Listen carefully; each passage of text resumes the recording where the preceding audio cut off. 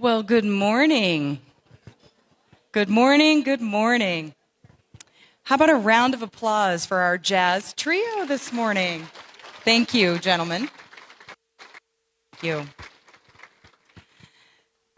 Again, good morning. My name is Angela Westoff. I am the president and CEO of the Maine Healthcare Association. And on behalf of the 200 long-term care providers we represent statewide, it is my absolute pleasure to welcome you to the 23rd Annual Remember Me photography exhibit and recognition ceremony. It's so wonderful to be together today. And how about that warm weather out there? It's hot even.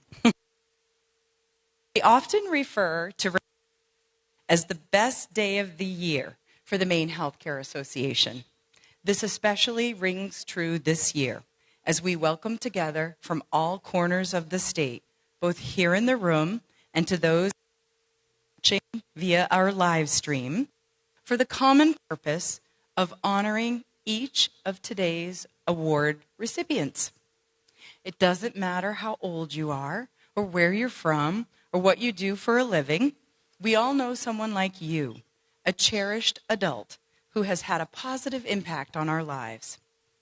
And to those joining us today to celebrate that special person in your life, thank you for being here.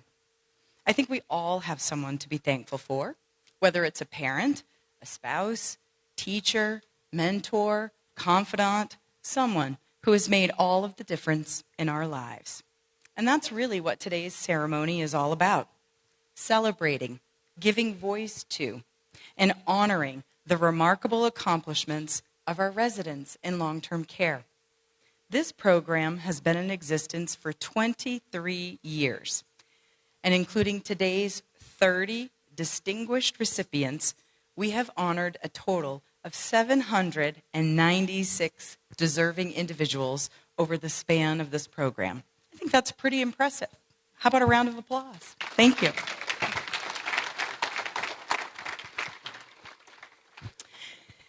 To the award winners today, we will honor the significant contributions each one of you has made to your community, to the state, and to our country. And although society may sometimes forget its citizens who live in nursing homes and assisted living and residential care homes, we are here to say that not only do we remember your life's work, but we are so grateful for you, and we're here to celebrate with you. You represent a generation who understands adversity, how to rise above it. You know the meaning of hard work and dedication.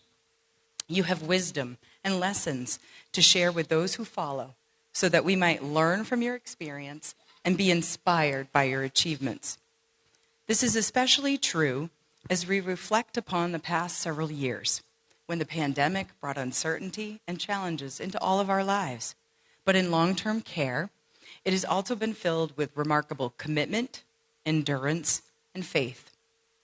Going above and beyond the call of duty kind of carries a new meaning now.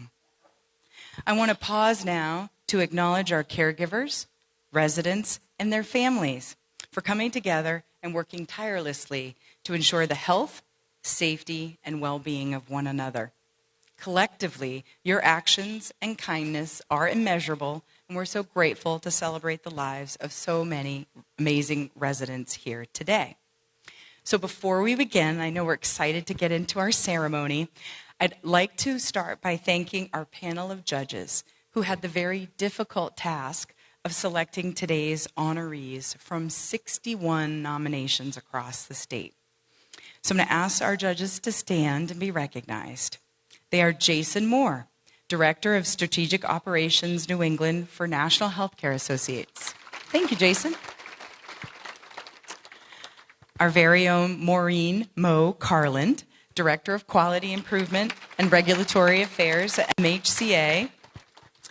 And one panel member sends her regrets. She was not able to be here today. But Denise Vachon, Member Services and Government Affairs for Leading Age, Maine, New Hampshire. So thank you, Denise. In fact, the judges felt so strongly about the significance of each person's experience that they chose to recognize 31 residents with honorable mention awards. In today's program books, all on your tables, you will see their biographies along with the 30 honorees. Congratulations to all of these amazing individuals. Each recipient of an honorable mention award will receive their certificate in the mail along with several copies of today's booklet. We also have some dignitaries in the room. I'd like to thank and ask to stand and be recognized Senator Scott Searway and Senator Rick Bennett. And if we have any other distinguished elected officials, town councilmen and women, please stand and be recognized. Thank you for joining us today. And finally, I'd like to call your attention to the generous sponsors for their financial support that makes today's celebration possible. In addition to our annual sponsors, we thank the following organizations. And if you are a representative here from that organization, please stand to be recognized. We'll try to hold a round of applause until the end, but it's okay if you want to clap throughout. We have several event sponsors. First Atlantic, Maine Veterans Homes Pharmacy, Maine Sale Care Communities, and National Healthcare Associates. If there are representatives from those organizations, please stand, and we'll do a round of applause. Thank you. Thank you for your support. Okay, we have our program book sponsor, Preferred Therapy Solutions, and I know they're here. Thank you, ladies. Decorations and Flowers, we have several sponsors as well. Genesis Healthcare, MHCA Workers' Compensation Fund, and Darigo Pines. Thank you. Thank you. The lovely music was sponsored today by Fallbrook Woods. Thank you. The Achievement Awards were sponsored by Darigo Pines. Thank you again. Very generous. The supporter sponsorship category includes Maine Veterans Homes, Scarborough Terrace, and the Allen Agency. Thank you to all three. And I'd also like to thank MHCA's annual sponsors, Cisco, Cross Insurance, McKesson, Medline, Fusion Workforce, and Preferred Therapy Solutions. Thank you to all the sponsors. We could not do this without you. All of the sponsors are recognized on the table tent cards and on the screen. How about another big round of applause? Thank you. Okay, we're getting to it, I promise. Before we begin, I just want to mention to each of the honorees today, when your biography is being read, we just want to make sure that you have a clear line of sight to the video camera for those watching at home. And also, we'll have a cameraman coming around, so just be aware of that. We want to make sure that people aren't startled by the cameraman who'll be walking around. And again, it's for our viewers at home to make sure they get to see all of our distinguished recipients. Okay. We are honored to have an amazing keynote speaker with us this morning. So without further ado, we'll begin. We are proud to have one of Maine's most beloved veteran broadcast journalists, Don Carrian, as our special guest today. Many of us in the room have been watching him on our television sets during his more than 50-year career here in Maine, which included long stays at Maine Public, WLBZ2, CSH6, and more recently, of course, with News Center, Maine. Don began his career in journalism after graduating from the University of Maine, go Black Bears, finding himself as a reporter, anchor, and eventually as the news director, covering stories that ranged from heartwarming pieces of local life to high-stake political reporting, sports, school board meetings, and longer format pieces highlighting the beauty of Maine on the news magazine program 207.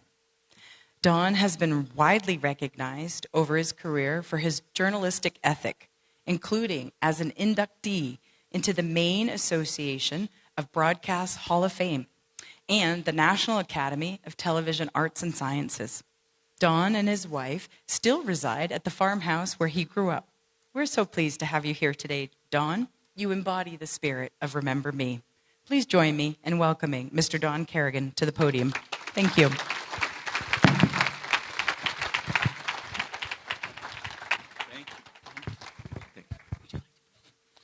Thank you very much. I'm going to put this in here. You'd think I'd know how to do this, right? Charlotte. Thank you very much. Just when you thought it was safe to not see me on the TV, here I am up talking to you in front of your audience. But thank you very much. I'll be brief. And I did not, for those of you who understand the reference, I did not bring the cat with me today. Clearly, a lot of you understand that reference. I have a confession to make. I am also an old guy, a senior citizen. It's incredibly hard for me to comprehend it, but in a few weeks I'll turn 75.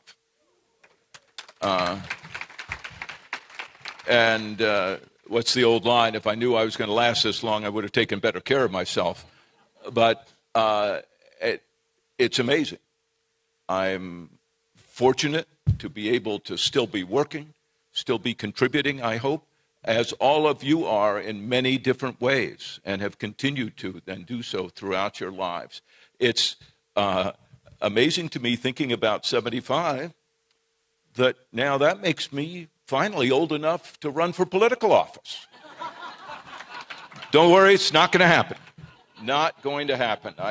I would be divorced and many other problems would come as a result of that. It's also fascinating that I'm still allowed to do what I do, to tell stories about Maine people in a business that is a young person's business. You see the faces on TV, and there aren't many my age.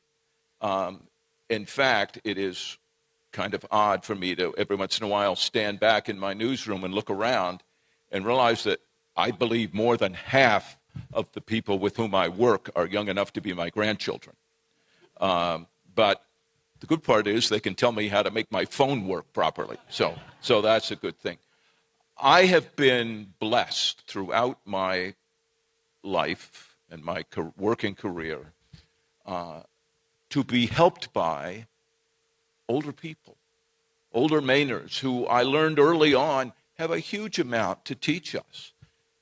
Think of just the lives that you have all lived are examples to all of us. The experiences you've weathered, the good and the bad, the achievements you've had, the stories you've compiled, just the lives you have lived are examples to all of us. But even more for me as a young reporter from a tiny little town in the state of Maine who really knew nothing.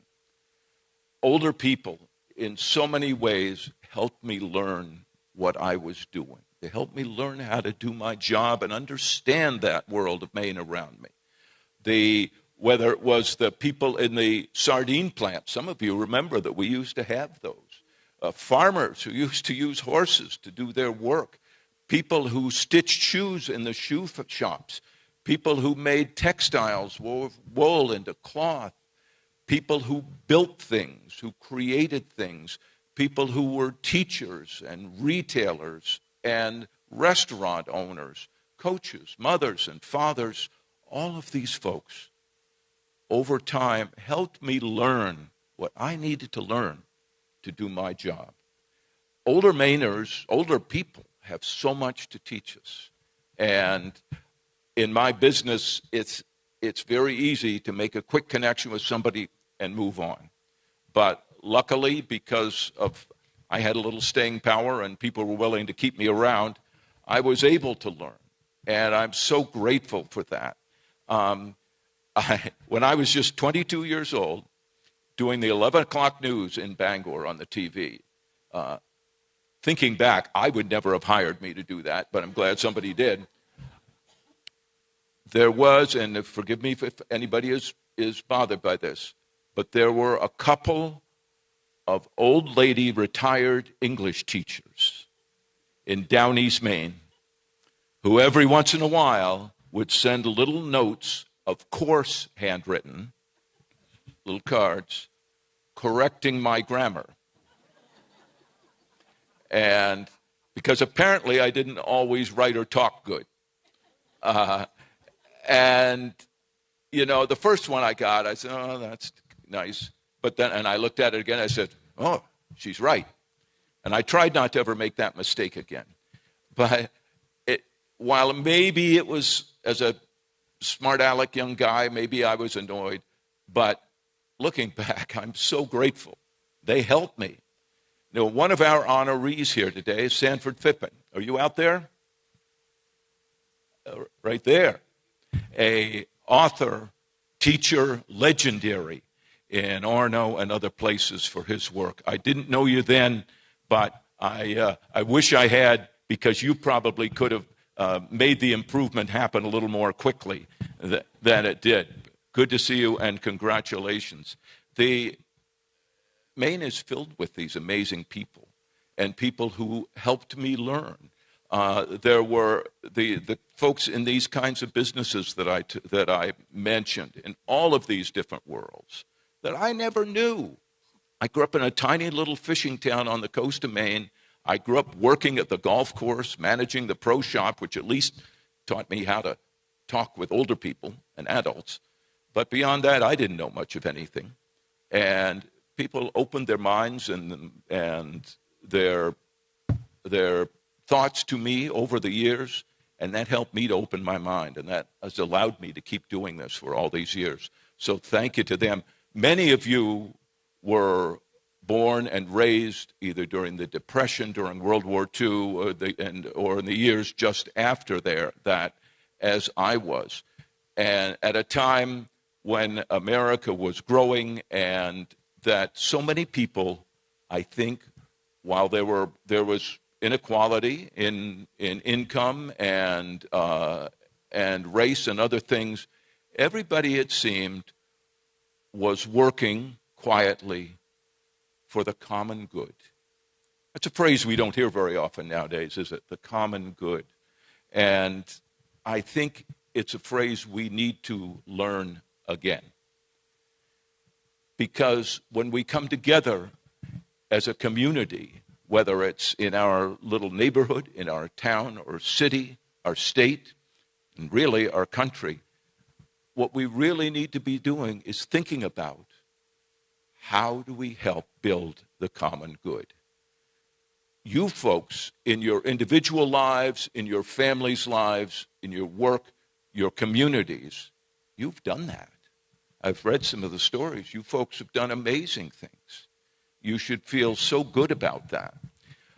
Another of our honorees is Bernard Bill Miller, who is someplace from Bangor out there. Can I see you? Right there. There we are. Sorry, among the things of being 75, I can't see that far anymore.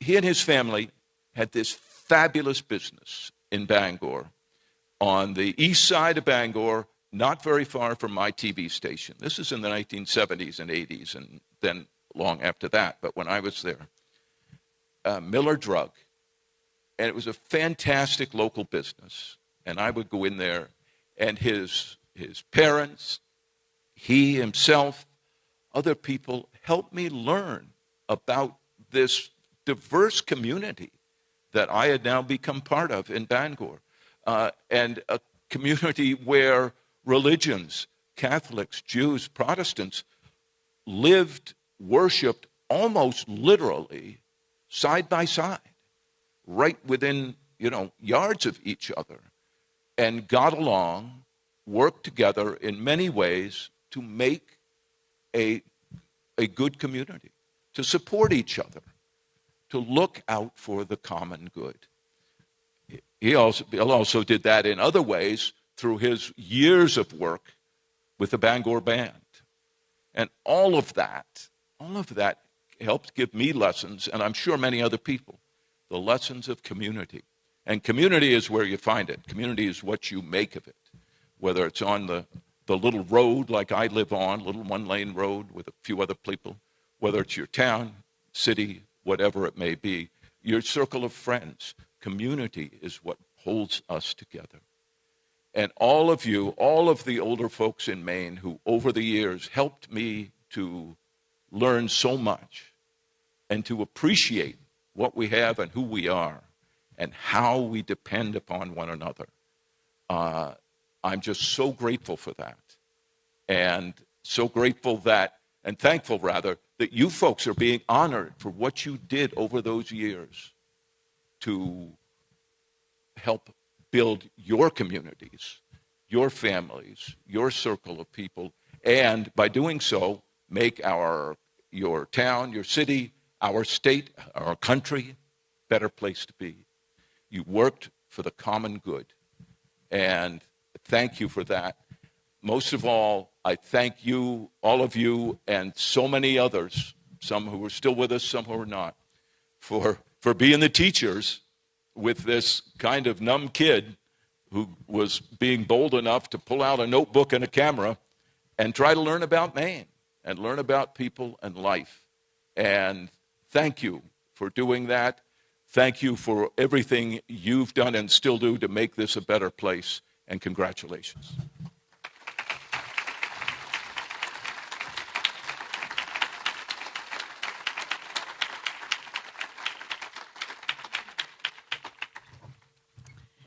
Thank you, Don. Thank you for those inspiring words. I like what you had to say about community. It's what you make of it, right? It's where you find it.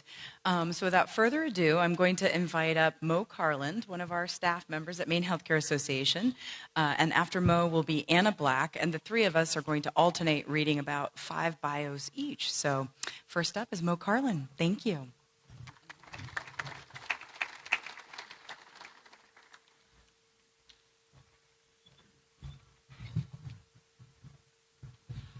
I am honored to be able to begin reading the bios of all these incredible men and women here today. I'm going to start with Mr. Howard Baker, who lives at Highview Rehab and Nursing Center in Madawaska. I just like saying Madawaska. Howard was born in 1947 in Ohio, where his story began with resilience and courage that would define him for decades to come. At just 17 years old, he enlisted in the U.S. Navy in 1964, serving honorably for 4 years. During his time in the service, Howard faced multiple near-death experiences that tested both his strength and his faith. He contracted tuberculosis and nearly lost his life. In another incident, a 100-pound metal hatch fell on his head, causing him to lose his memory for 2 years. Yet even then, he continued to serve. After leaving the Navy, Howard moved to Rhode Island. He married and became a father to 3 children, Regina, Howard Jr., and Vern.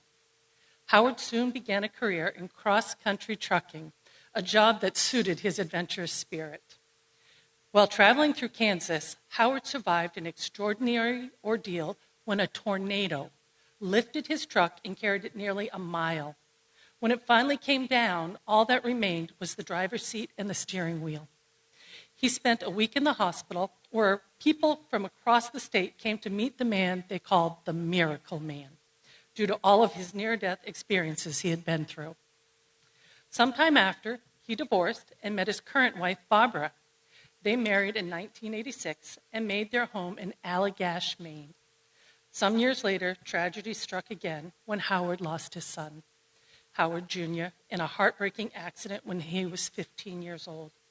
Howard Jr. had gone out sledding with friends and unfortunately was struck by a vehicle. When their son died, it was their faith in God that carried them through the great loss. They ministered for 17 years at Agape Church in Fort Kent. In 2010, Howard faced another battle when complications from asbestosis caused by his military service led to organ failure. Once again, he survived.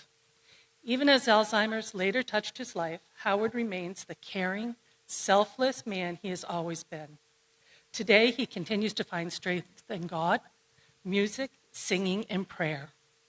Known for helping anyone in need, Howard's life is a testament to perseverance, faith, and a heart devoted to others. He embodies strength and courage despite his battles and his stories. His kindness will forever leave a mark on this world. Congratulations, Mr. Baker.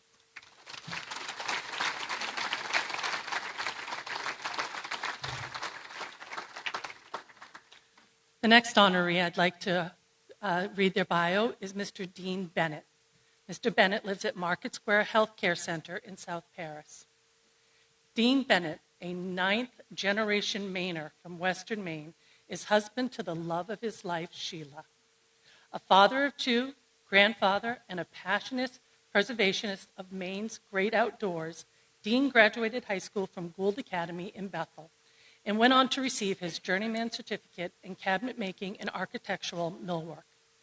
Dean loves hunting, canoeing, hiking, playing music, and writing many books.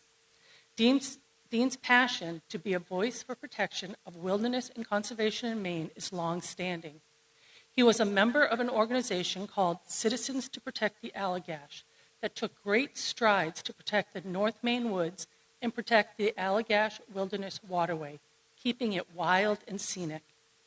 His passion for conservation led him to expand his education, earning many degrees, including a PhD in resource planning and conservation.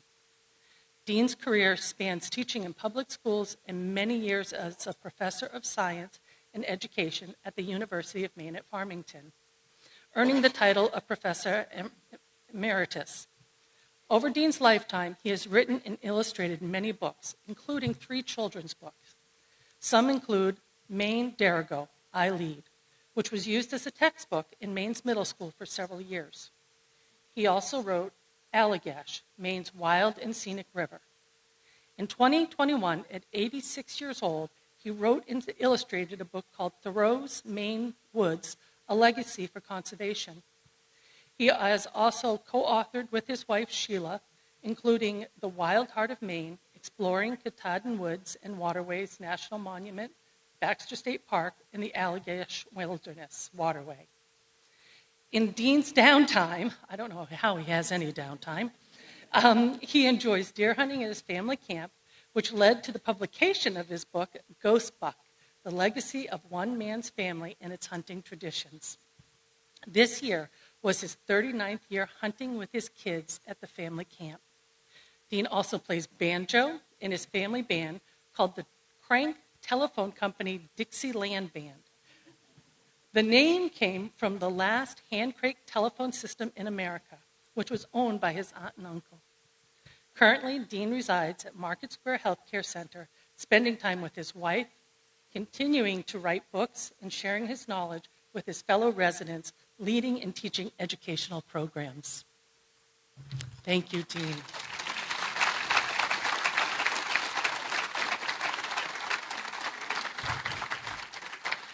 And Mr. Carrigan, if you haven't interviewed him yet, I think he'd be a great person for you to interview.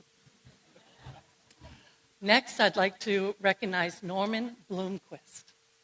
Norman lives at the Maine Veterans Home in Bangor, and he was born June 25th, 1932, in Ebden, Maine.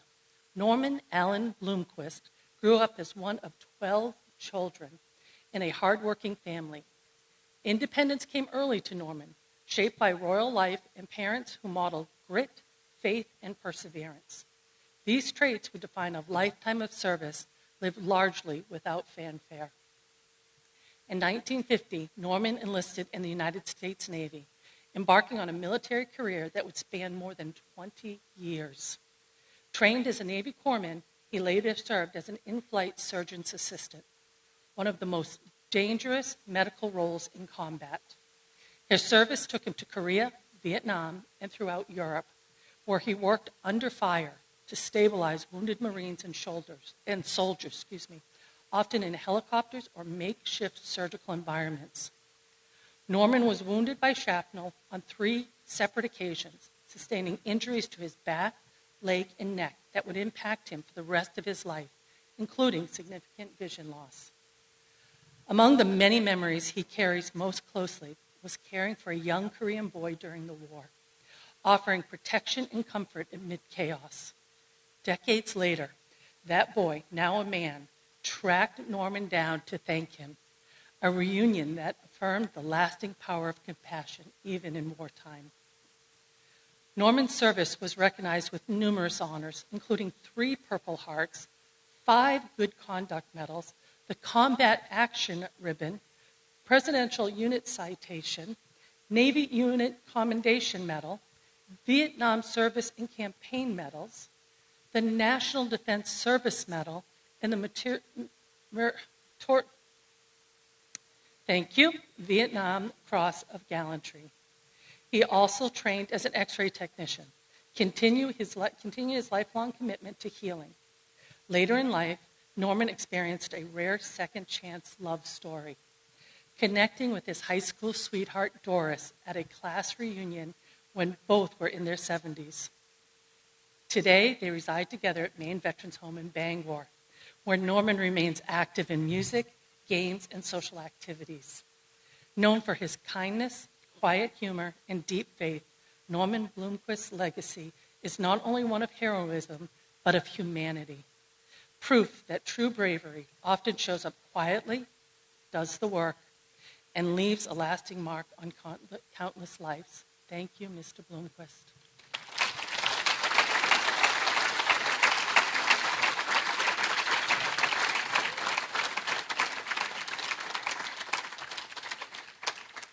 Next, I'd like to honor Nina Bolin, who lives at Avita of Brunswick in Brunswick, Maine.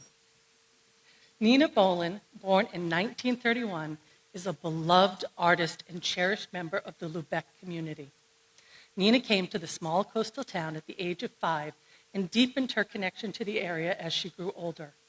Her love for Lubec became a lifelong source of inspiration for her, one she later shared with her husband, artist Hyman Bloom, whom they met and studied when they were attending Radcliffe College.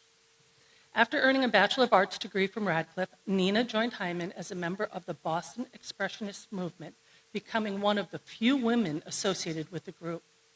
Throughout her artistic career, Nina drew deeply from the natural world she experienced in Lubec, the woods, animals, oceans, and surrounding landscapes.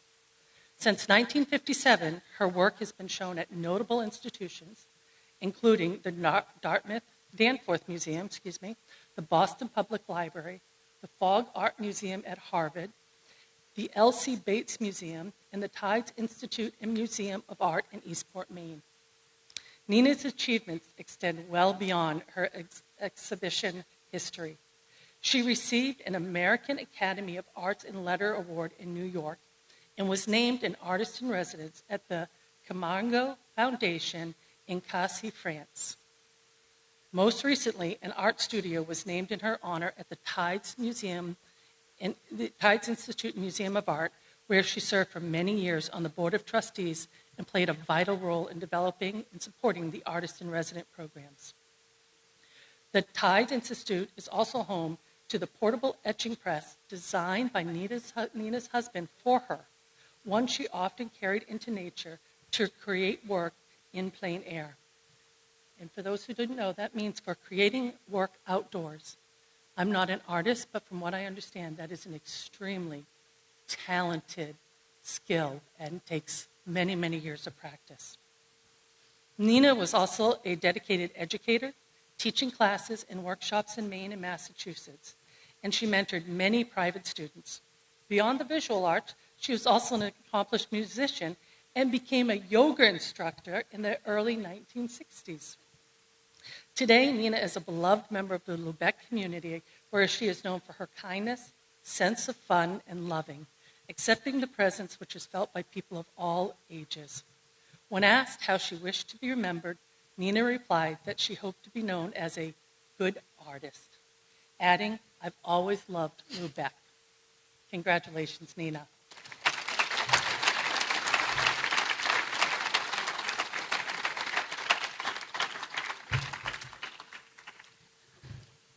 Our next honoree is Mr. Rodney Rocky Buck.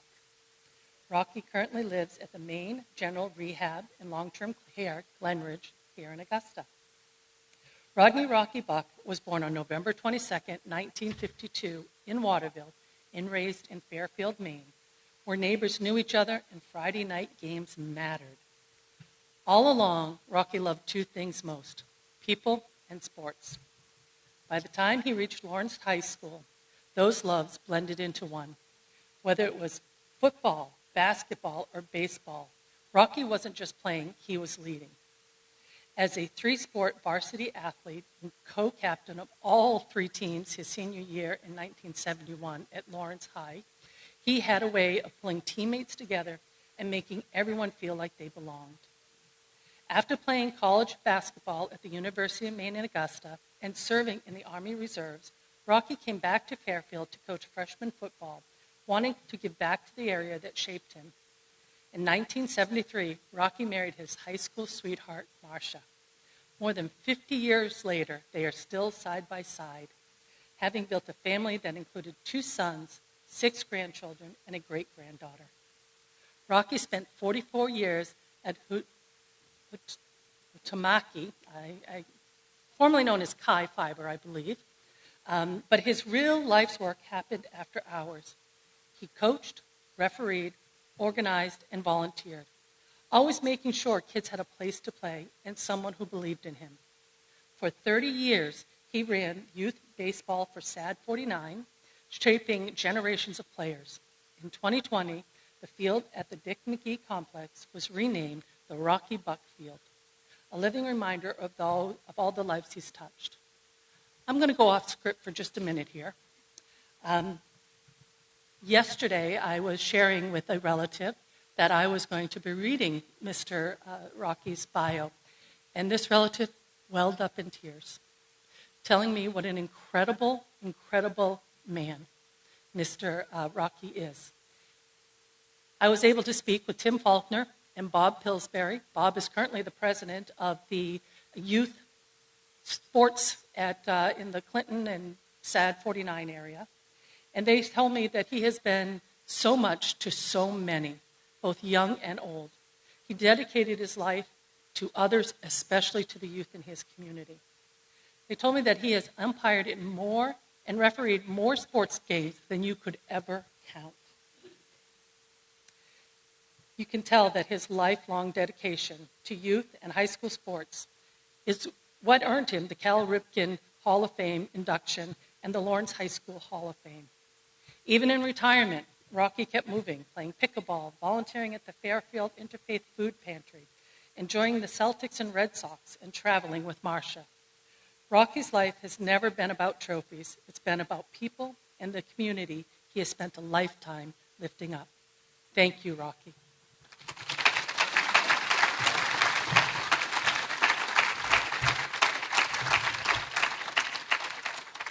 And now I'm going to turn it over to Anna.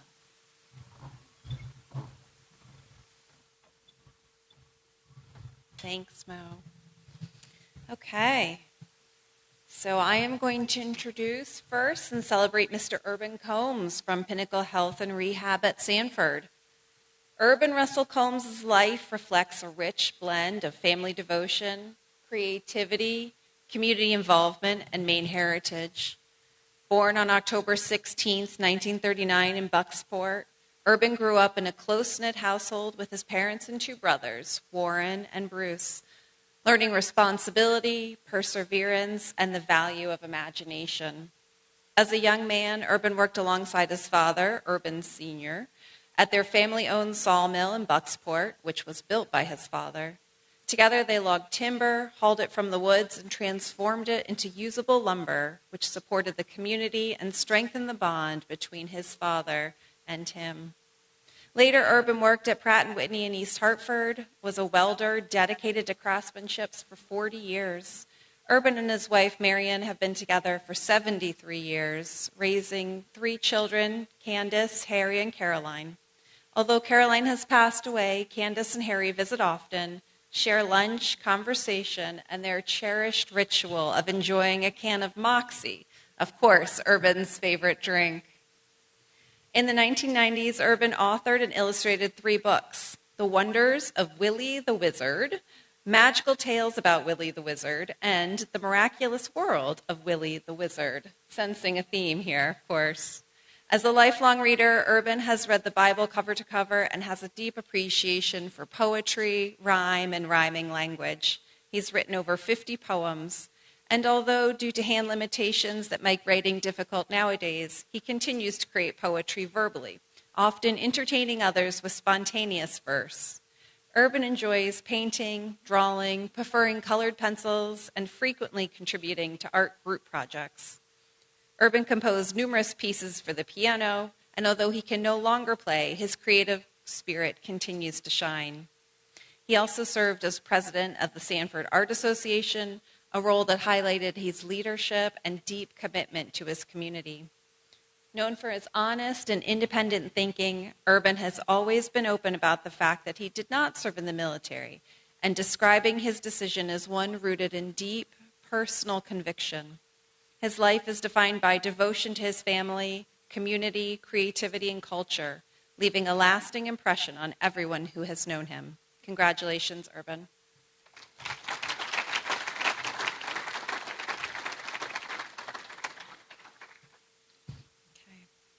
Don Degenhart of Enclave of Scarborough. Dawn grew up in Portland, one of 5 children. After graduating from Portland High School, she worked for the U.S. government in France for 2 years with the superintendent of American schools. She then moved to Cleveland for work, where she met her husband, Edwin, affectionately known as Hunk. Yes, how nice. Nice for him. And they met through a blind date and married a year later. After struggling with infertility, Dawn and Hunk began the process of adoption, adopting 2 children themselves. When they were told there were not any other children awaiting adoption, they knew that could not be accurate.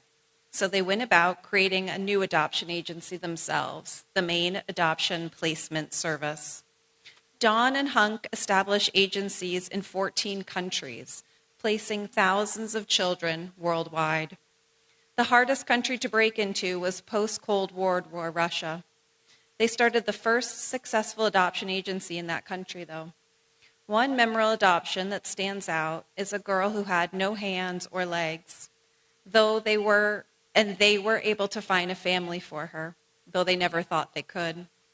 She ended up graduating with a master's degree in social work, and Dawn stayed in contact with her for many years, as well as many of the families that they were able to place. In 1988, Dawn was diagnosed with ovarian cancer. The cancer spread throughout her body, and she was given 6 months to live. She worked with doctors from Japan and Germany, going through many types of treatment. Despite all this, and through sheer determination, she continued to work with her adoption agency while also raising 9 teenagers. Today, Dawn is cancer-free, and she definitely believes in miracles. Through her mission to revolutionize adoption, Dawn received numerous awards for her service, including the Jackie Kennedy Onassis Award, the Child Advocate of the Year Award, and Congressional Angels in Adoption Award. Former Governor Angus King, who has adopted children himself, even proclaimed June 22nd as Dawn Degenhart Day. Today, Dawn continues to foster a sense of community and goodwill with all she meets. Congratulations, Dawn.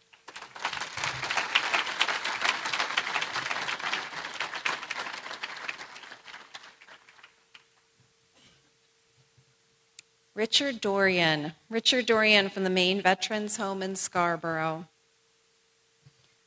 Dr. Richard Dorian, PhD, grew up in a Gold Star family. His father, Gilbert J. Dorian, was killed in action on October 31st in 1941, when the destroyer USS Reuben James was torpedoed by a Nazi submarine. Richard was not yet 2 years old, and he grew up never knowing his father, but he knew of his sacrifice, and that shaped the course of his life, and it instilled in him a deep sense of patriotism, duty, and service to others. Richard volunteered for the United States Army out of a profound respect for his country and for the legacy of his father, entering active duty himself on January 5th, 1968, during which he was assigned as a psychologist at the Ireland Army Hospital in Fort Knox, Kentucky. There, he worked with returning combat Vietnam veterans suffering from severe psychological and physical trauma. His role was crucial in helping these men process their experience and prepare to re-enter civilian life after such unimaginable hardships. Richard was awarded the National Defense Service Medal and was honorably discharged with the rank of captain December 16, 1969. While his military service was significant, it was only the beginning of a lifetime devoted for caring for veterans. After returning to Maine, Richard dedicated his professional career to serving veterans as a civilian psychologist. In addition to having a private practice until retirement, Richard also served as chief psychologist at the Maine Medical Center in Portland.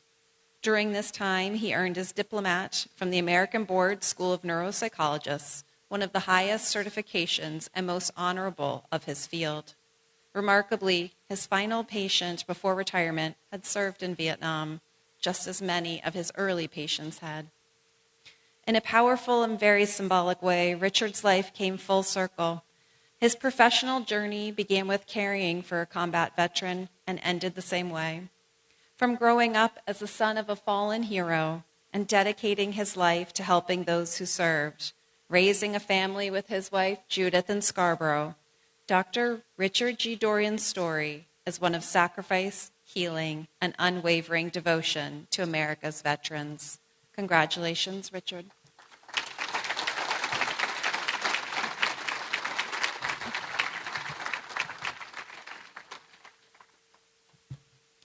Miss Roberta Fowler of Colonial Health Care in Lincoln. Roberta Fowler, born January 12, 1943, grew up in Old Town, Maine. She attended the University of Maine, where she earned her Bachelor's of Science in 1965 and a Master of Science degree in 1966. And she was inducted into the All Maine Women Honor Society. Roberta dedicated 37 years to teaching physical education and health at Orono High School. In addition to teaching, Roberta coached multiple women's varsity teams at Orono High School, including basketball, softball, volleyball, and was also the cheerleading advisor. Her dedication to encouraging the growth of girls resulted in her being named the Penobscot Valley Coach of the Year in 1970, and in 2015 she was inducted into the Orono High School Hall of Fame. While teaching, Roberta was dedicated to her community as well, serving as a member of the Old Town City Council for 9 years and on the Old Town School Board for 6. She was a chairperson for each the Old Town City Council and the school board for many years. Roberta was also the first woman to be accepted into the Old Town Orono Kiwanis. Her kindness extended to the four-legged within her community as well. In 1991, Roberta and 14 others took over the Old Town Orono Animal Orphanage. Over time, they turned the shelter into a beautiful facility that adoptees traveled hours away from just to adopt. The orphanage was a no-kill shelter and took in only stray animals, but on occasion would take in animals that had to be surrendered.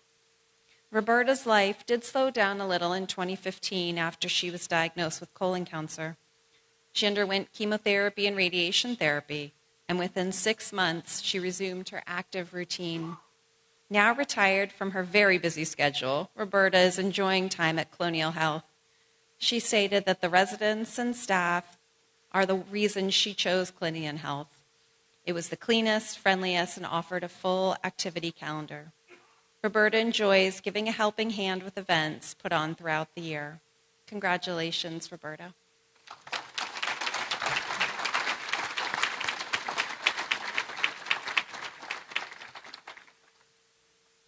Mr. Clayton Giggy from the Woodland Rehabilitation and Nursing Center in Skowhegan. Clayton Buddy Giggy was born on a farm in Montville, Maine, where he learned the value of hard work from an early age. An outdoorsman, he loved to hunt and fish near Fry Mountain, but he also dedicated time to his community.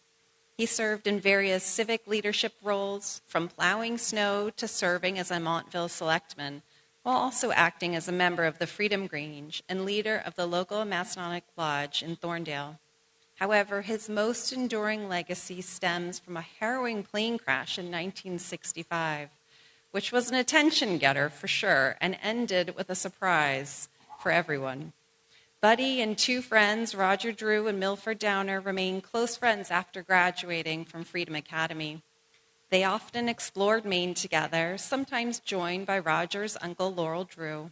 On Labor Day in 1965, the four men took to the skies in the vintage 1946 Stinson Voyager for a scenic flight over Penobscot Bay.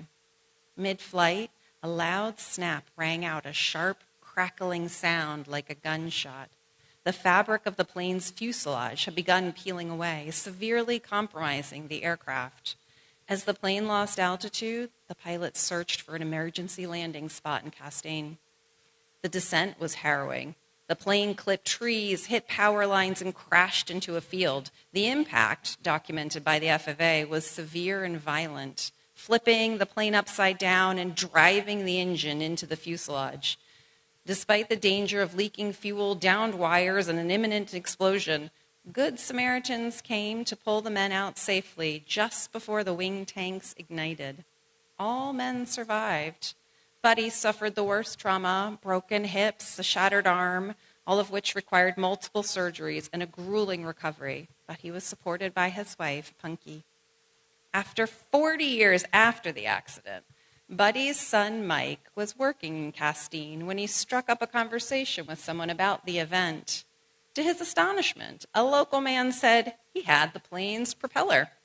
Without hesitation, he gave it to Mike, who brought it home to the Montville farmstead. The returned propeller, once a part of a near tragedy, has become a powerful symbol of Clayton's heroism and survival. Congratulations, Clayton.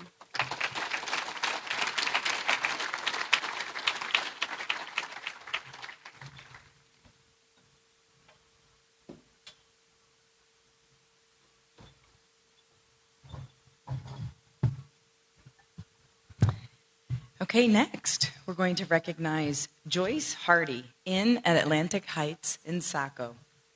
Major Joyce Hardy was born to Hazel and Eastman Hardy on April 7, 1937, in Nashua, New Hampshire.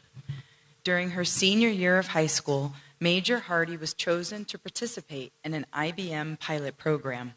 While this was a pivotal opportunity, Joyce's faith called her to become a Salvation Army officer.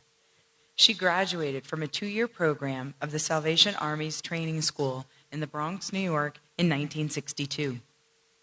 Joyce was commissioned, and she served at the Binghamton Citadel Corps and the Buffalo West Side Temple Corps, and she absolutely fell in love with the lifestyle of officership. For nearly 15 years, she was appointed at the Salvation Army Treatment Center in Lower Manhattan, which served as a transitional housing for women undergoing interpersonal growth, substance use treatment, and employment skill building upon release from prison. Following this appointment, she ministered to female inmates at the Bedford Hills Correctional Facility and Rikers Island. Other appointments included the Anthony Residence in New York City, Booth Hospital Unwed Mother and Baby Home in Cincinnati, Ohio, the Catherine Booth Home and Hospital, also in Cincinnati, the Divisional League of Mercy Secretary for New Jersey, and Divisional Women's Ministries Secretary for Southwest Ohio and Kentucky.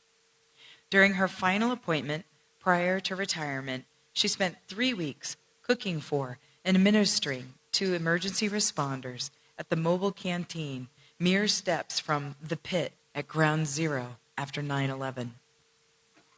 Post-retirement, Joyce continued to serve others in many capacities in the Lancaster, Pennsylvania region, including 7 years as chaplain for a retirement community, manager of a B&B, and head of the Lancaster Citadel Corp Community Care Ministries team. Since moving to Maine in 2020, Joyce has participated in and served others through programs at the Old Orchard Beach Citadel Corps and is finding new opportunities as a resident at the Inn at Atlantic Heights in Saco. Congratulations, Joyce.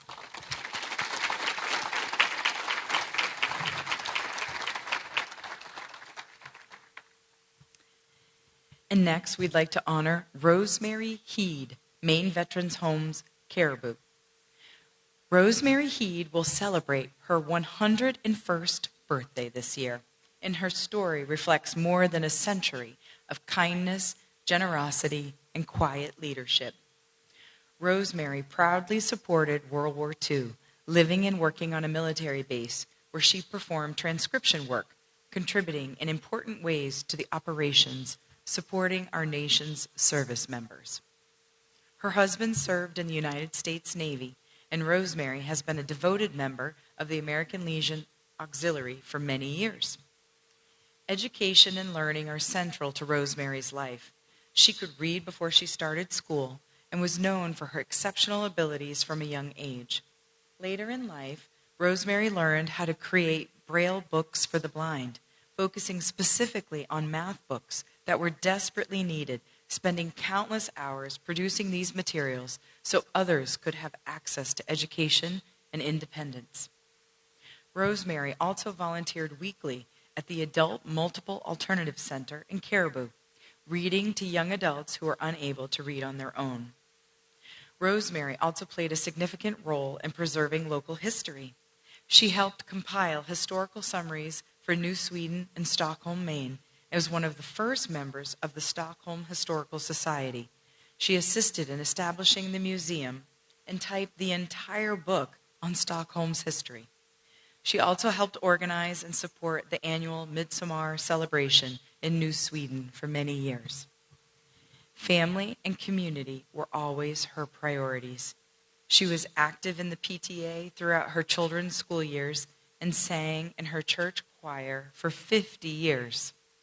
In the early 2000s, she made more than 100 bonnets for newborns at Cary Medical Center so every baby could go home wrapped in love. Today, Rosemary remains active at MVH Caribou and nurtures her faith by going to church with friends. Rosemary's life is a powerful example of service, compassion, and devotion to others. Congratulations, Rosemary.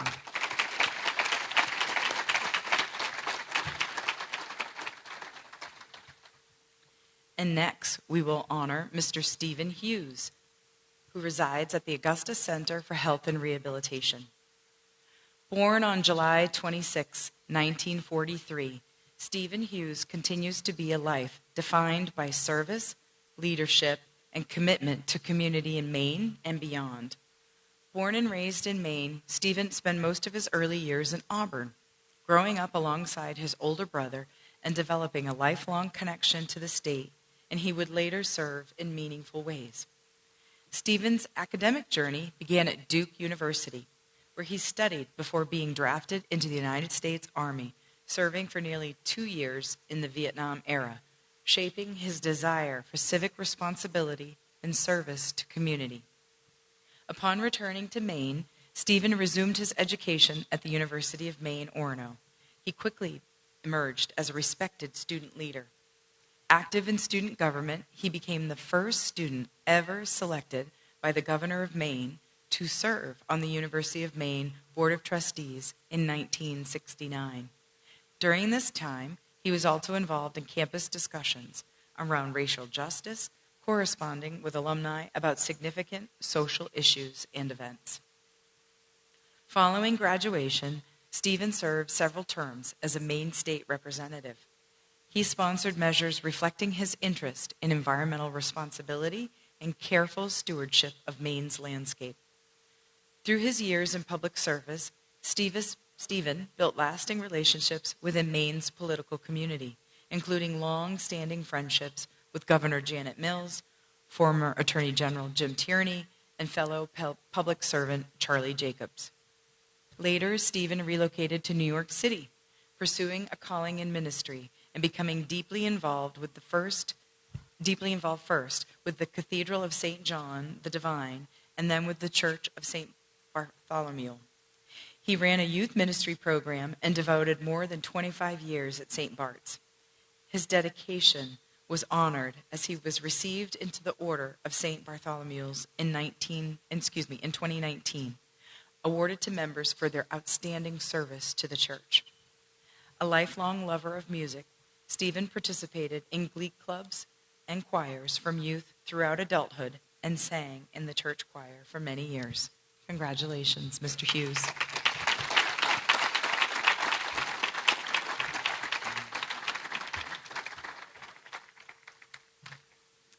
And next, we will honor Willis Johnson, Maine Veterans Homes, South Paris. Willis Johnson was born on November 10th, 1938, in Norwalk, Connecticut, and raised in New Canaan. He remembers roaming the woods and swimming in the 5-mile river with neighborhood friends, often playing war games inspired by the times. Those early experiences, along with the military service of family members, helped shape his strong sense of duty and curiosity about the world. After graduating high school, Willis entered the United States Army in 1956. He trained as a military policeman, and after receiving a secret clearance, he was assigned as a courier in Korea. With his own driver and a quarter-ton truck, he transported classified documents between ASCOM, Seoul, and the United Nations offices. While stationed there, Willis worked alongside a reporter from the Detroit Free Press who mentored him and sparked a passion for journalism and storytelling. When he returned home in 1959, Willis got a job at the Norwalk Hour, beginning a career that would take him around the world. He later joined the Associated Press, covering the Maine legislature in Augusta, before assignments in New York and Boston. His adventurous spirit led him to Australia, where he became a night chief editor for the Australian Broadcasting Commission. In 1969, Willis was assigned to the Associated Press Bureau in Saigon, where he spent nearly 2 years covering the Vietnam War at its height. After returning home, he married his sweetheart, Chris, and together they settled in Maine. The letters they exchanged while Willis was abroad remain his most cherished possessions. In addition to his journalism career, Willis is a published author. He wrote The Girl Who Would Be Russian and Other Stories, and The Year of the Longley, reflecting his gift for storytelling and his understanding of people, history, and politics. A soldier, journalist, author, world traveler, and devoted husband, Willis Johnson's life reflects courage, curiosity, and an unwavering commitment to truth and service. Thank you and congratulations.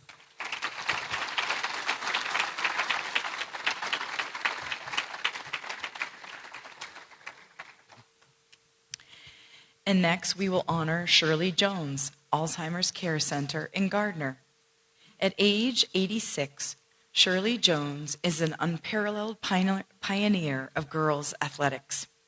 A longtime coach, physical education educator, and athletic leader, Shirley has been recognized by many groups for her lasting contributions, including the Maine Principals Association, as an unsung heroine. In the early 1970s, during the early days of Title IX, Shirley was earning her bachelor's degree in physical education and sciences from the University of Maine at Orono.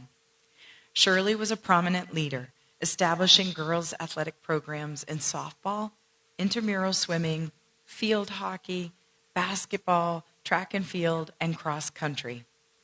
Over a career that spans nearly 4 decades, she instilled a spirit of competition and motivated athletes to strive to be their best. As a coach at Falmouth and Portland high schools, Shirley helped the Falmouth girls win the state Class B track and field championship in 1974. The field hockey team won its second Triple C Class B division championship, and later, Portland High School girls cross country team achieved an unprecedented 7-1 victory. Shirley served as chairperson for the State Division of Girls and Women's Sports, president of the York County Retired Teachers Association, and longtime member of the Girls Sports Committee for the State Principals Association. Maine Parks and Recreation Association honored Shirley for her distinguished service. Former students fondly remember her spirited guidance on staying safe and looking out for one another. Her practical advice: be aware of your surroundings, make good choices, stay in groups, and support your friends, became words that many carried into adulthood. Now, in the later years of her life, Shirley resides at the Alzheimer's Care Center in Gardner, where she brightens exercise classes with her encouragement and continues to share her hard-earned wisdom with a warm, familiar sparkle in her eye. Congratulations, Sherilyn. Thank you.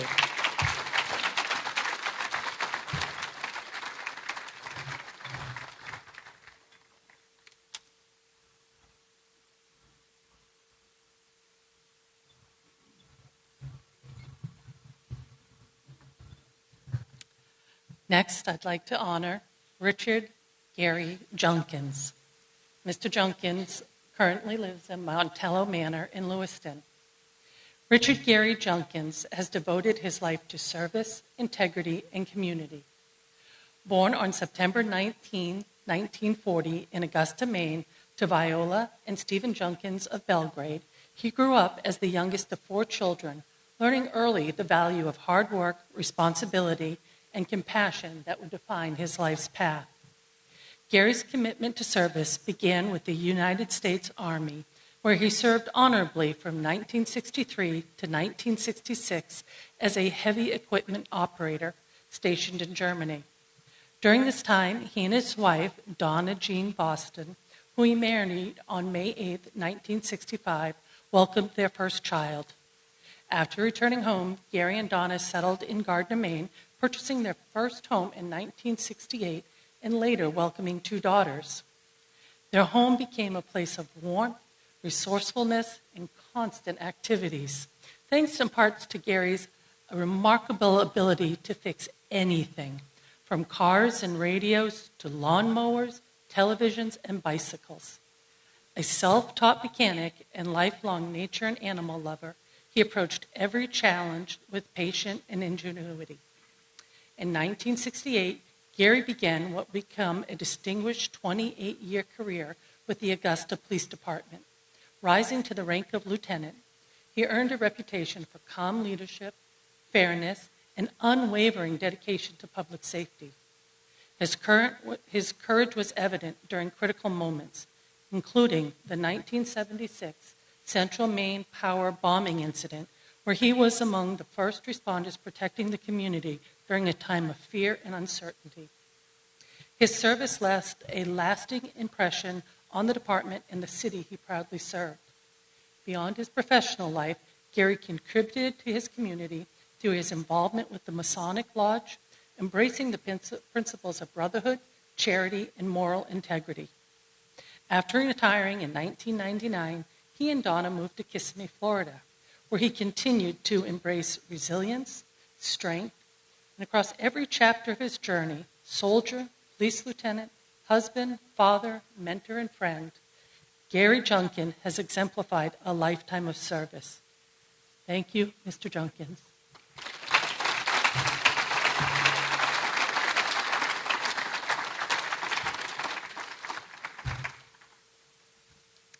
I'd like to recognize Judy Lamar, who currently resides at Seal Rock Healthcare at Atlantic Heights in Saco. Judy Lamar was born in 1941 in Ohio and devoted her life to the faith-based service and compassionate leadership. In 1960, she moved to New York City to enter training with the Salvation Army, beginning a lifelong commitment to serving others. Judy faithfully served as an officer, a minister, for 50 years, retiring in 2011. She and her husband of 57 years spent the majority of their ministry in New York City, reaching some of the most vulnerable members of society. Judy consistently embodied compassion, humility, and unconditional love. During the late 1980s and 1990s, she was appointed chaplain for all Salvation Army shelters throughout New York City. As she walked the streets, individuals experiencing homelessness often greeted her by name as she distributed socks, blankets, and comfort. At a time when fear and misinformation surrounded the AIDS crisis, Judy regularly visited the AIDS ward on Roosevelt Island, offering dignity, care, and human connections to those suffering. Believing deeply in holistic and restorative care, Judy organized and led week-long retreats at the Salvation Army Star Lake Camp in New Jersey for men, women, and families living in shelters. She thoughtfully planned and led these retreats for over a decade, providing rest, hope, and renewal to countless individuals. While raising 3 children and maintaining her full-time ministry, Judy returned to school and became a licensed practical nurse in the late 1980s, providing basic health care to marginalized individuals. On September 11th, 2001, Judy and her husband were serving as divisional leaders for the Salvation Army of Greater New York. Within hours of the terrorist attacks on the World Trade Center, Judy was at Ground Zero alongside first responders, offering coffee, prayer, and comfort. She continued to serve there for the next 8 months. Those who worked with Judy described her as the truest example of servant leadership. No task was ever beneath her, and she was always ready to listen, serve, and offer compassion. Judy is a hero of faith to many, including her 3 children, 9 grandchildren, and 4 great-grandchildren. Thank you, Judy.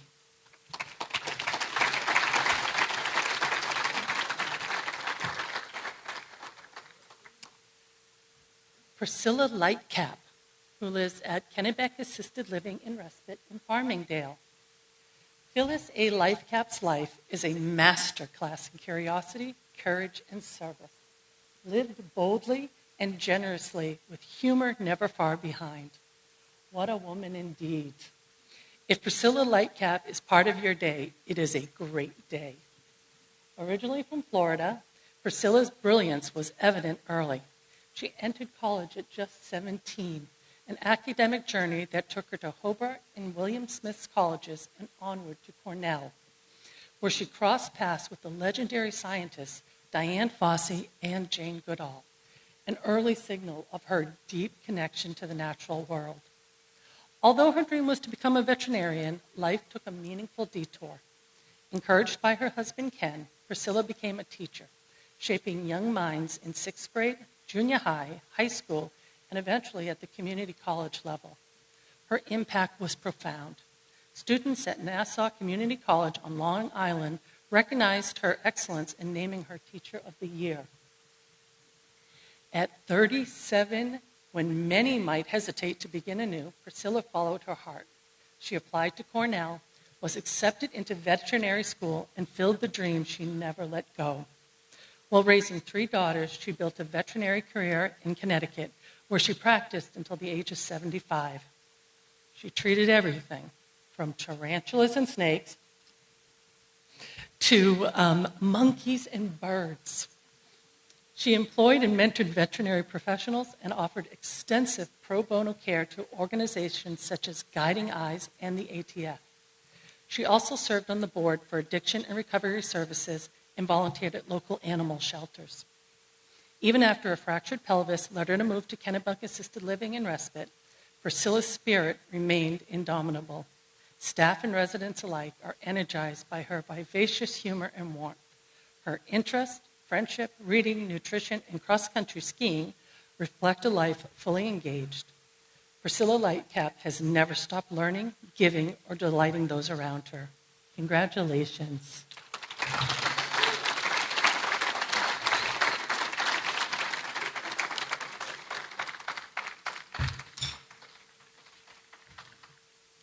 Janice Littlefield of Fallbrook Woods in Portland. Janice has dedicated her life to caring for others, beginning with a childhood dream that grew into an extraordinary 53-year career in nursing and service. Even as a teenager, her commitment was clear. At just 15 years old, she enrolled in a nurse's aid course at St. Mary's Hospital in Lewiston, walking miles to attend classes and volunteering for every opportunity to learn. She supported herself by waitressing while earning her nursing diploma from St. Mary's School of Nursing. Janice went on to build a distinguished career as an operating room nurse, specializing in open heart surgery and mastering both scrubbing and circulating rules. Over decades in the OR, she witnessed and adapted to major advances in surgical medicine while maintaining exceptional standards of patient care and safety. While some viewed operating room nursing as distant from patients, Janice saw it as the ultimate form of advocacy, protecting residents when they are at their most vulnerable and unable to speak for themselves. Driven by a deep sense of patriotism and service, Janice took her expertise further by joining the U.S. Army Reserves as a registered nurse in surgery and was commissioned as a first lieutenant during the Gulf War of 1990. While training with the 347th General Hospital Unit at Camp Parks, she helped construct a fully operational 1,000-bed mobile hospital in just 24 hours and trained under intense conditions, including rapid deployment readiness within 24 to 48 hours. Her service reflects courage, leadership, and unwavering dedications to those who serve our nation. Beyond her professional achievements, Janice is a devoted mother to 2 daughters and a loving grandmother. She is also known for warmth, curiosity, and a love of learning, with passions that include cooking, reading, and music.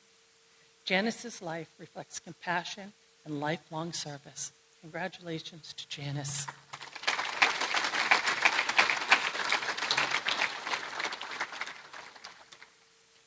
Next, in memoriam, I would like to recognize Percy Madore from Fallbrook Commons, Portland. One of 7 children raised by a single mother in Van Buren, Maine, Percy grew up knowing poverty firsthand. Life demanded resilience early, and by the age of 14, he was already working to help support the family. As a young man, he moved to Chicago with his brother for better opportunities. But eventually, Maine called him home. There, he asked a friend's sister to join him at a dance. The first date convinced him she was the woman he would marry. Together, he and Arlene built a family, raising 3 children while working long, demanding days in the woods. In April of 1974, everything changed. A logging accident left Percy paralyzed. Devastated, he leaned on the strength of the woman beside him. Arlene was determined they'd figure this out one day at a time. Through relentless rehabilitation and creative problem solving, he learned to navigate life in new ways. He credits much of his success to his toys. He could transfer onto snowmobiles and ATVs himself. He fitted his riding lawnmower with wooden rods to reach the clutch. His favorite design was Percy's coach, a canopy-covered trailer with seats and a grill. Percy's coach became a cherished tradition, bringing 3 generations into the northern Maine woods for picnics, adventures, and lifelong memories. Later in life, Percy would be featured in the Bangor Daily News for one of his designs, a bright red hooked rod used to prevent people from parking too close to wheelchair vans. His children were the first to learn from his creativity, however. Before the Americans with Disability Act made handicap parking ubiquitous, they made their own signs featuring their dad in a wheelchair with the words, "No parking." Through all the obstacles he faced, Percy never lost sight of what truly mattered. His disability, rather than limiting him, allowed him to be more present for his family. He attended every school event, every game, every milestone. He instilled in his children the same work ethic, optimism, and perseverance that had carried him through life.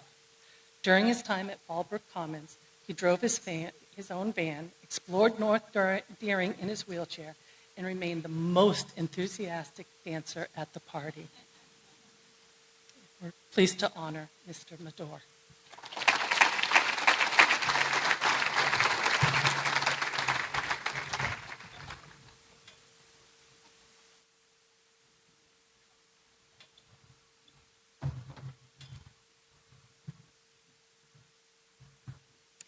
Miss Mary Jane Michaud, right there.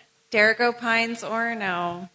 Mary Jan Michaud was born on August 7th, 1944 in Augusta, Maine, and was raised speaking French. Bonjour. Brought up in a close-knit community, Jan developed a strong sense of family, service, and cultural pride that has shaped her life and career. She met her future husband, Victor, while attending St. Augustine's Catholic School in Augusta, beginning a lifelong partnership grounded in shared values, devotion to family, and community involvement. Jan's distinguished career in education began in 1963 at Machias Teachers College and Farmington State Teachers College, earning a bachelor's in education, a master's in education administration, and a certificate of advanced study in educational administration. Throughout her career, she taught English, served as a department chair, assistant principal, and later as principal. Her excellence in education was recognized with both Teacher of the Year Award and the Principal of the Year Award. While serving as assistant principal, Jan faced a traumatic experience. She was held hostage at gunpoint by a student.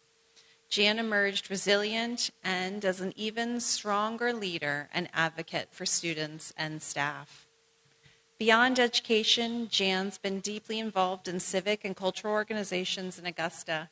She is a lifelong member of the Calumet Club, having served as chair of the Outstanding Citizens Committee, the Kennebec Historical Society, Friends of Mill Park, and served as school board member for Augusta Schools.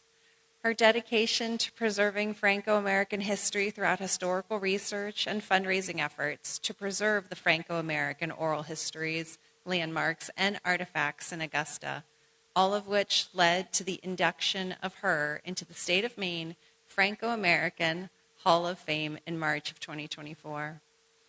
Jan and Victor shared a love of travel, enjoying a European cruise to France, Spain, and Italy, and had many adventures across the United States in their camper. Jan is a loving mother, grandmother, known for her kindness, generosity, humor, and willingness to help others. Jan Michaud remains a strong, outgoing, and deeply dedicated presence in her family and community. Congratulations, Jan.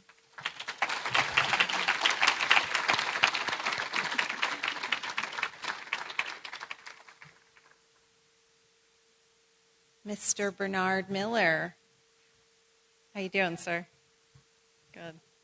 Mr. Bernard Miller lives at the Sylvia Ross home in Bangor. Born in 1934 in Bangor, Bernard grew up in a family guided by this family motto: if you have not helped someone today, then it has not been a good day.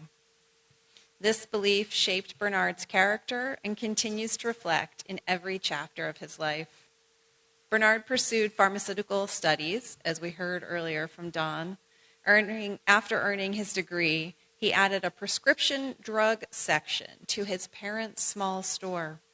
The store was already known in town for its kindness, and Bernard extended this spirit into the pharmacy, ensuring that no one was ever denied medication due to financial hardship. The store grew into Miller Drug, a pharmacy recognized throughout Maine. The store employed over 120 locals, filled thousands of prescriptions each day, and making it the most successful pharmacy across the state of Maine. Bernard was honored with the state of Maine's Innovative Pharmaceutical Award before he sold the business to Northern Light Health.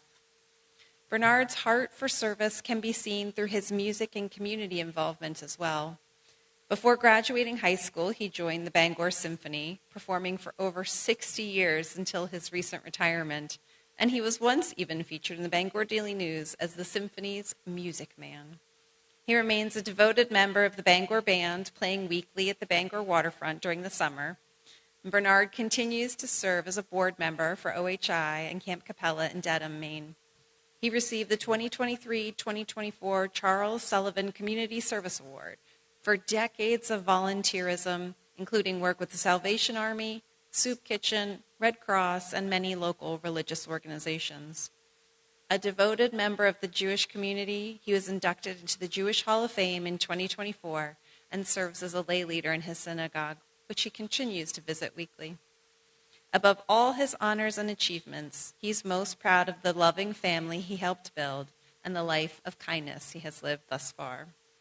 Congratulations, Bernard.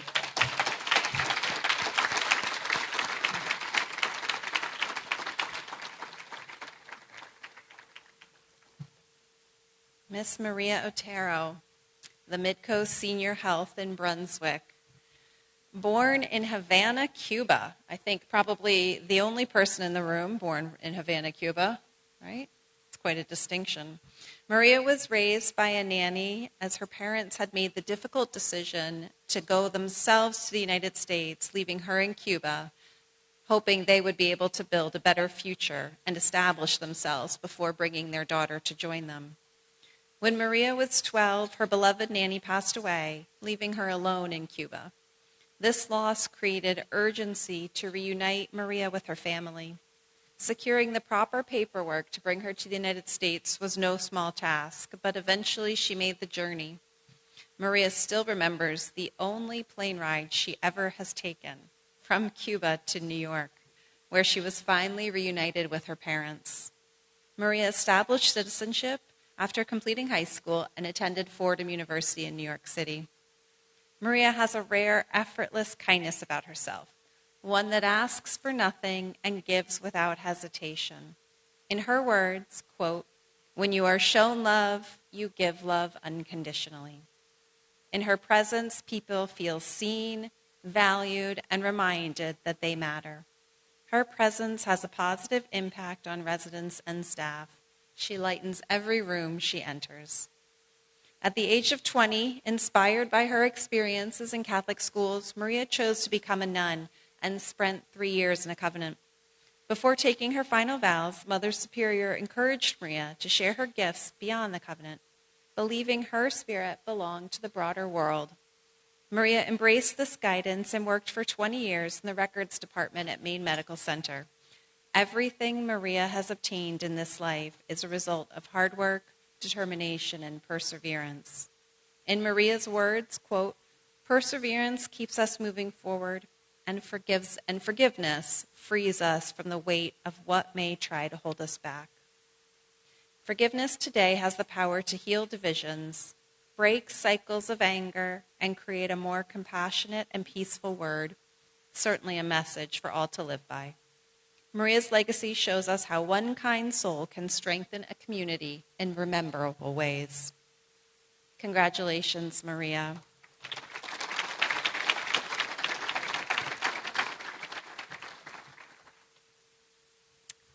Jean Paulette Jr. from Forest Hills Nursing Home in Fort Kent. Born on April 24, 1947, in the small French Catholic community of Frenchville, Maine, Jean Paul was the eldest of 5 children, born to Jean Paul Sr. and Odette Ouellette. Raised in a home deeply rooted in faith and service, 2 of the Ouellette sons pursued seminary studies, including Jean Paul and his brother Richard, who also later became a priest. As a teenager, Jean Paul's life changed dramatically. At the age of 17, an ice skating accident caused severe head injury, leaving him paralyzed and unable to speak. Doctors believed he would not survive beyond the age of 19. Yet Jean Paul faced this devastating diagnosis with remarkable trust in God, repeating the words of his mother, "Thy will be done." While confined to his room, Jean Paul prayed, asking God to help, quote, a little boy in Frenchville who really needed him. The next day, he was invited to a charismatic prayer gathering where he experienced the first signs of healing. Slowly, over time, he regained movement in his arms and the ability to speak. Jean Paul had not only survived, he was flourishing. Today, nearly 60 years later, he continues to live as a testament to hope. Through his dream of becoming a priest, unfortunately was taken from him, Jean Paul never stopped serving.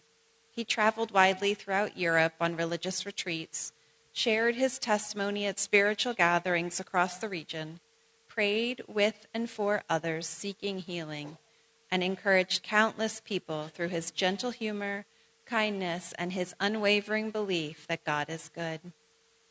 Jean Paul remains a source of comfort and inspiration. He lives not with bitterness, but with gratitude, choosing joy, faith, and love. Jean Paul Ouellette's life is a powerful witness to resilience, devotion, and service. He is truly a pillar of our community and a reminder that even through suffering, one life can change many. Congratulations to Jean Paul.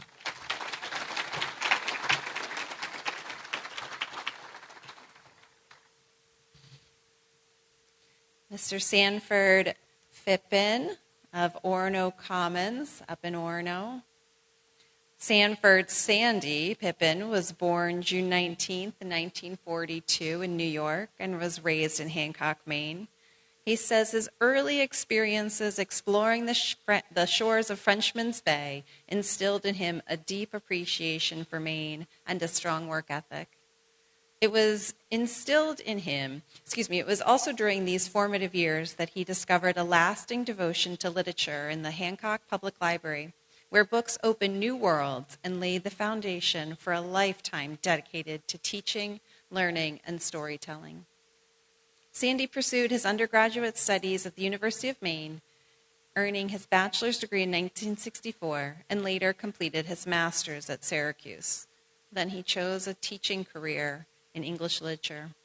He began his professional teaching career in New York and after 15 years returned to Maine where he taught at Orono High School and served as an assistant professor of English at the University of Maine where he remained until his retirement in 1996.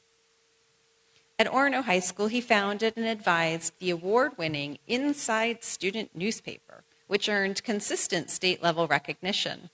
His professional contributions were further acknowledged through his involvement with the National Council of Teachers of English, the Orono Teachers Association, and his inclusion in Marquis's Who's Who. He was a dedicated advocate of Maine literature, a member of the Maine Humanities Council, and instrumental in establishing the Hancock Historical Society. Following his retirement, Sandy devoted himself fully to writing, drawing upon decades of experience teaching, supporting the Hancock Library, and serving as president of the Hancock Historical Society. He authored several works that vividly portrayed life in Down East Maine, including The Police Know Everything, Kitchen Boy, and The Best Maine Stories, The Marvelous Mystery. From 2001 to 2004, he even hosted the PBS program A Good Read, which spotlighted prominent Maine authors. Sandy continues to be known for his warmth, intellect, and lifelong dedication to literature, education, and the cultural heritage of Maine. Congratulations, Sandy.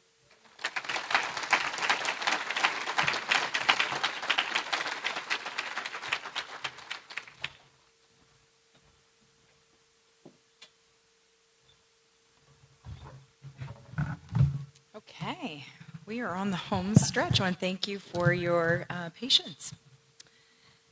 It is my privilege to acknowledge Joseph Poulin, who resides at Mount Joseph at Waterville. Joseph Alphonse, or Alfie Poulin, was raised in Augusta, Maine as the 11th of 14 children in a lively household where hard work, music, and family were central to life.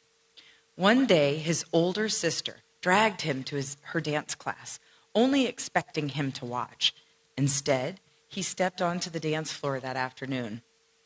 Alfie recalls the teacher taking notice of his sheer talent and encouraging him to attend. Although dance was not a common path in his hometown, Alfie showed an early talent and followed his passion with courage. After turning 18, Alfie took a leap of faith, boarding a Greyhound bus from Maine to Boston, changing the course of his life. He was quickly recognized by the leaders of the Boston Ballet School for his physical ability and his artistic promise, and within just a few months, he found himself performing in the Nutcracker, beginning his extraordinary career. Over the years, Alfie danced, choreographed, and taught across the globe, working in countries such as Brazil, Portugal, Germany, Russia, and Switzerland. He became fluent in several languages and spent many years as a ballet master in Europe, helping shape dancers at the highest professional level. Later, his career brought him to New York City, where he taught at the prestigious Juilliard School for 15 years.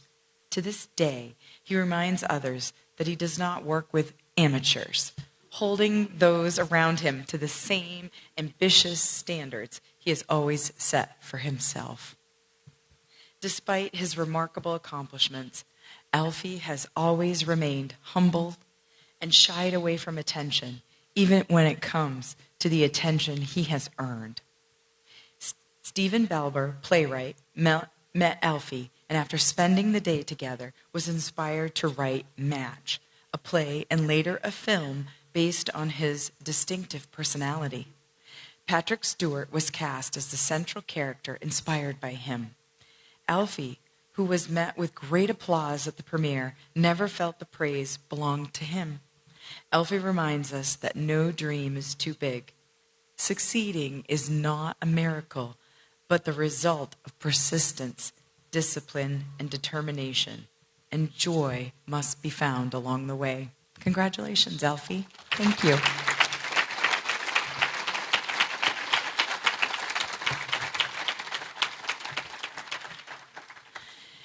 All of the photography exhibits are beautiful, but if you didn't have a chance yet to see Alfie's photo, you really should take a look at it. It's a picture of him performing. It's breathtaking.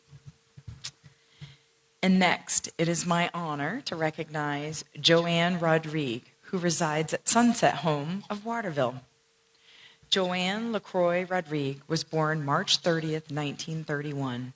Joanne and her husband Richard were married for 71 years and raised 2 daughters, Betty and Sandra. Joanne has always lived on the edge and explored many passions. She was a race car driver, competing in the Powder Puff class at Unity Raceway, and she's an avid golfer. Joanne made front page news when she scored a hole-in-one at the age of 77 in Zephyr Hills, Florida, where she and Richard spent their winters. But it was country music that really spoke to her. As a child, Joanne taught herself to play guitar and took to yodeling. It was at the Waterville radio station where she met and began singing on air with Yodeling Ike.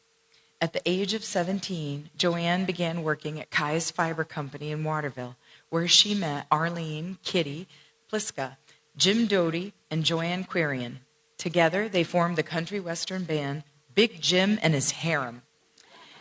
As a band, they played for several years together throughout central Maine, often headlining shows at the Waterville Opera House.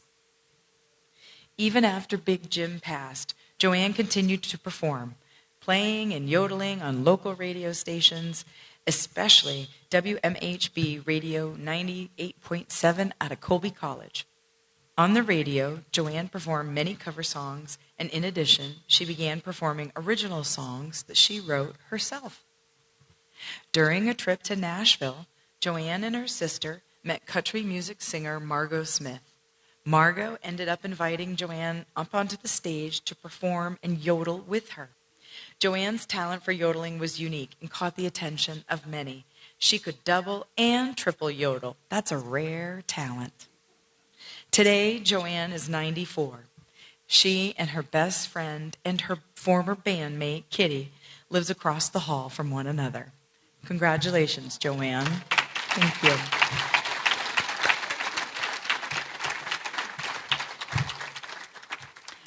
If I turn the microphone over to you, Joanne, would you yodel?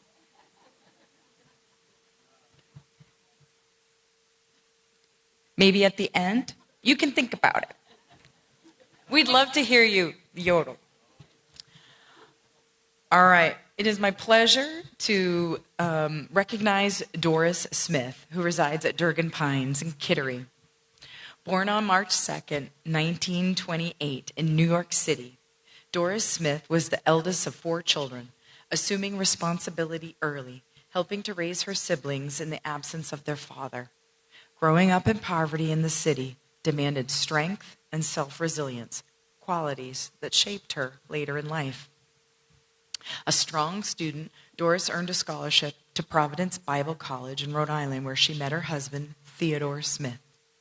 Married on August 19, 1950, Doris and Theodore raised 5 children while relocating across Maine, Massachusetts, and Canada. Over decades of involvement, Doris became a steady presence families and neighbors relied on in times of need. She addressed food insecurity by organizing meals, supported children and elderly neighbors, cared for individuals during illness or loss, and offered practical assistance that helped families regain stability. Doris's impact extended powerfully through education. She organized learning programs for children and later became an educator herself. Beginning in 1962 at Mitchell Elementary School in Kittery, Doris influenced generations of students while continuing her own education. She earned her teaching degree from the University of Maine at Gorham at age 43, modeling perseverance and lifelong learning. Her service never diminished in the face of hardship. After the tragic loss of her son, Doris continued to support others with empathy and strength while carrying her own grief. Later, following Theodore's diagnosis with Parkinson's disease, she became an advocate for awareness, support, and research, raising funds and assisting families navigating the disease. Doris Smith's impact is measured in the decades of sustained service, countless lives stabilized during crisis, students inspired to learn, and communities made stronger through her presence. Her legacy lives on through her children, grandchildren, and great-grandchildren, and though the many individuals whose lives are better because she chose to serve consistently, quietly, and without hesitation. Thank you, Doris. Congratulations.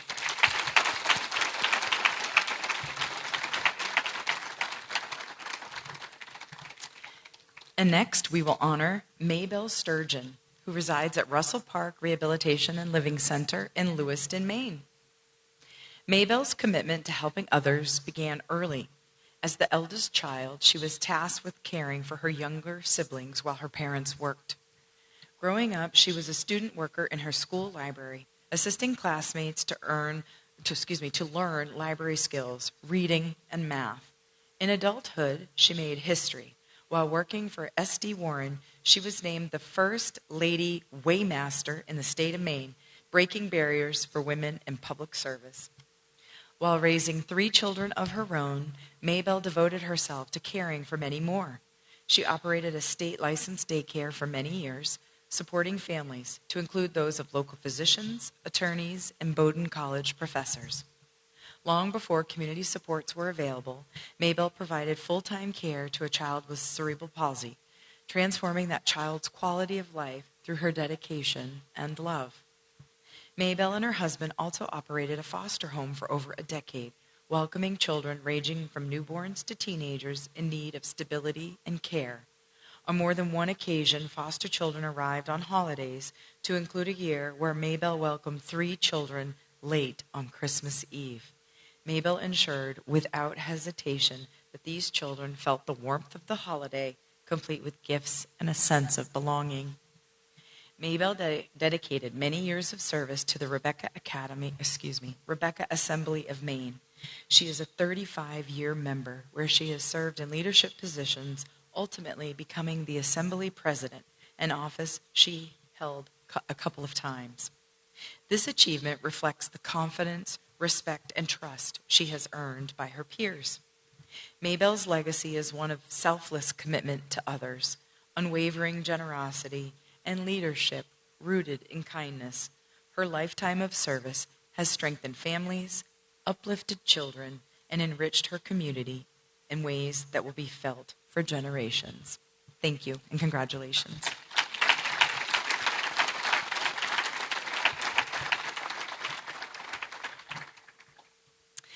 And finally, I'd like to recognize Donna Thurston, Scarborough Terrace Assisted Living and Memory Care in Scarborough, Maine.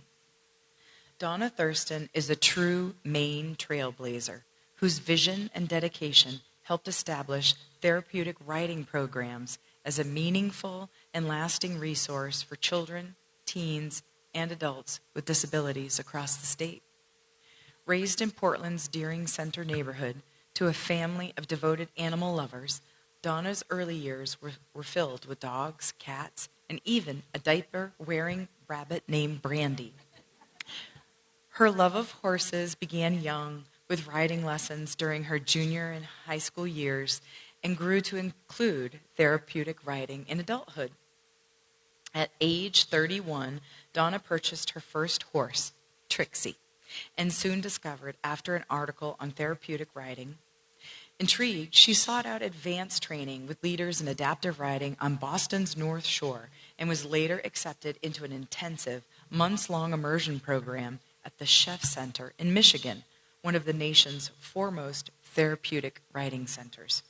Remarkably, on the very day she returned, Donna was hired by the Baxter School for the Deaf to teach horsemanship and equestrian, it's the wrong emphasis, my apologies, equestrian support to their students, launching her professional journey in adaptive education. Donna went on to teach for the Portland Recreational Department and then spent nearly 20 years leading the Spurwink Therapeutic Riding Program, the first program of its kind in Maine. Working most often with youth who have learned what the term hidden disabilities like autism and children in foster or residential care, Donna created a structured, nurturing environment, groom, tack, and ride their horses, building confidence, independence, and connection through each lesson. Through her leadership, compassion, and unwavering belief in the healing power of horses, Donna Thurston expanded access to nature-based, supportive education for countless Mainers. Her pioneering work laid the foundation for therapeutic riding in Maine, and the lives she touched remained a living testament to her passion, innovation, and enduring legacy. Congratulations, and thank you.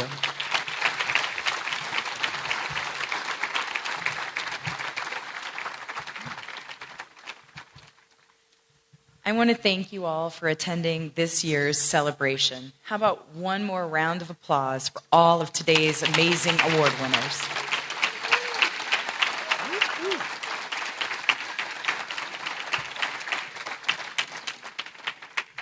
I want to thank all of the photographers who took their time to capture the essence of our awardees today, and in particular, Diane Chacoin, our very own staff member, who is a photographer herself, but puts so much heart and passion into this event every year. Thank you, Diane.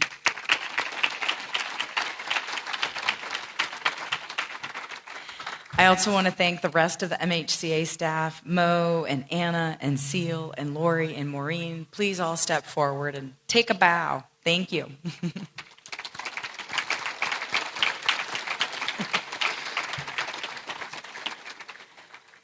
Without them, we wouldn't be able to host today's celebration. This team is amazing, and every year we all say that this is the best day to be a member of the MHCA team. Lastly, I want to remind you to please be sure to take your photography exhibit home with you. Feel free to take all of the booklets at the table home with you. And lastly, the flower centerpieces, also take them home with you. And again, on behalf of the Maine Healthcare Association board and staff, thank you all for being here. Congratulations once again to all of the honorees. Thank you. Safe travels. Thanks to those watching at home. Be well. Thank you.